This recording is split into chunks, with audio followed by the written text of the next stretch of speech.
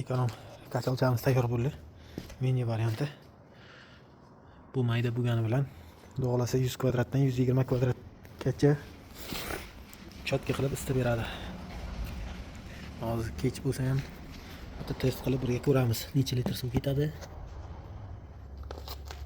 Keyin necha minutga qaynaydi? 10 litrlik bakalashga 10 litr suv.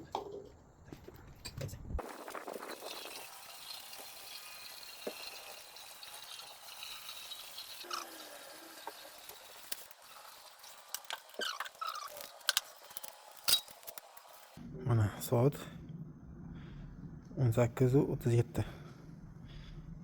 Hozir qaynagandan keyin yana davom ettiramiz. 18:47. Suv o'zi qaynadi. 100 gradusga yetdi.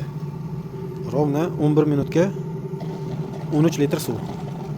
10 litr to'lib, keyin mana qolgani.